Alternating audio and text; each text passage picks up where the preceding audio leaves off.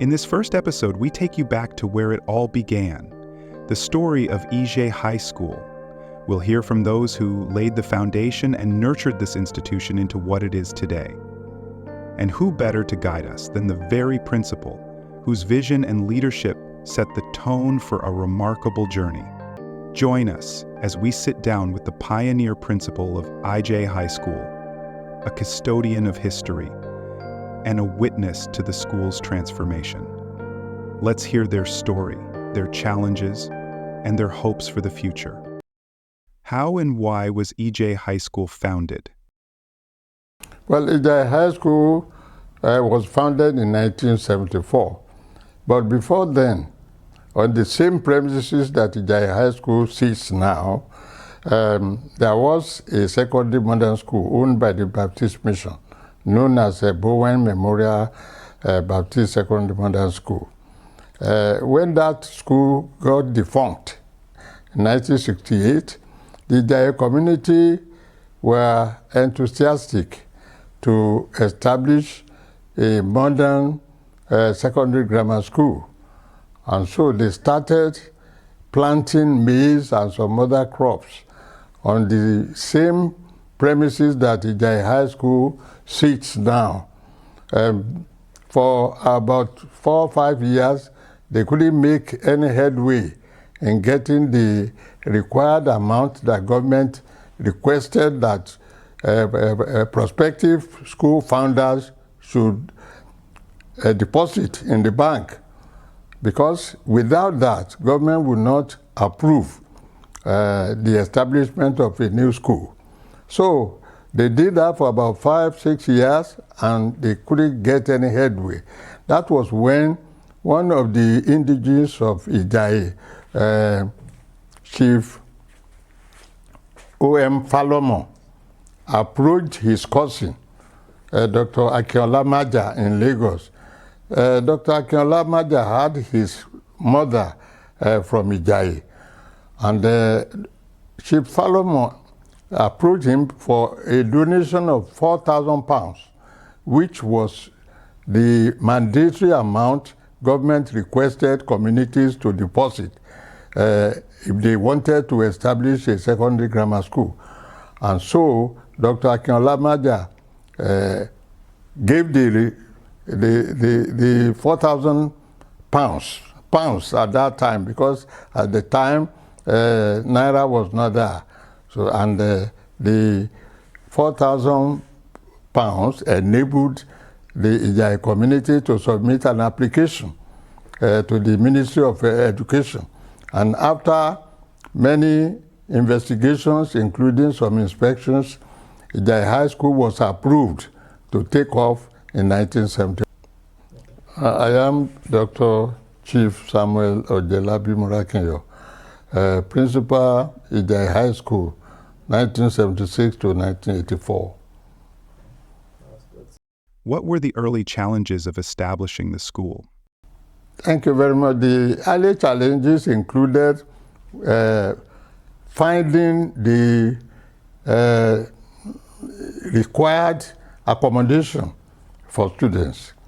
And so there were temporary buildings like sheds to accommodate the pioneer students in 1974. This was on, but fortunate enough, when the government took over the school in 1975, grants were released and classrooms were built. So this helped us a lot. After that, we had problems of staffing because many people didn't want to leave the city to come to Ijaye. Ijaye High School being about the second one in the whole of Akinyele local government at that time. So we had problems of staffing, and we had to go to many places to get staff, permanent or part-time.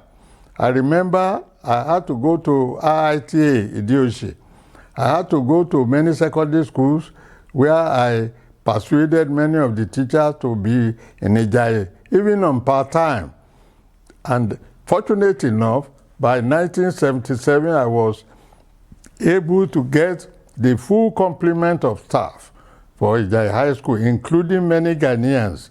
And of course, at that time also, we had an Indian on the staff, we had an American on the staff, we had a Cameroonian on the staff, including the majority of Nigerians who were also on the staff.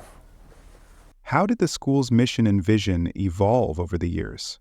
Well, thank you. We tried, because I had that challenge.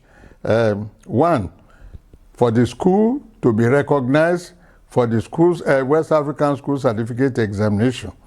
I wrote to the Ministry of Education that Ijaye High School was ready to present candidates for the West African School Certificate Examination in 1979, being the 5th year.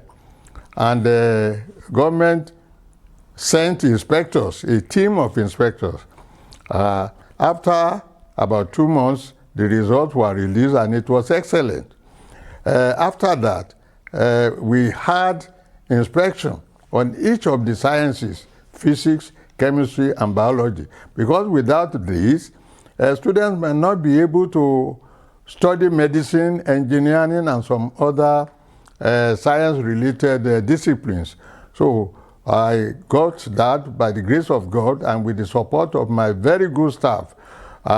We had approval for all the sciences. So we were able to present candidates in 1979 for all these sciences. And also, we had a good laboratory, we had a good library, we had a very good sports field at that time, and we were able to move on.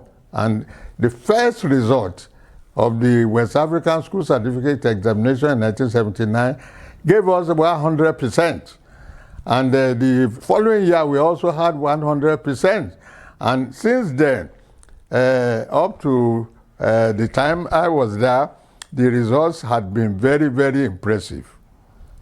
What do you feel was your greatest achievement as the principal? Many achievements, but one of the major achievements was the fact that all the students were able to pass successful in the West African School Certificate Examination, enabling them to pursue many professions.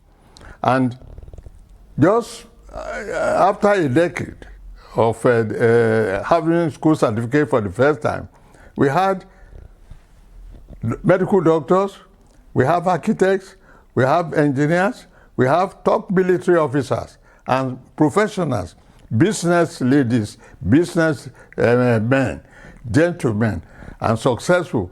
And also, these got into their various professions with the discipline we gave them in the school.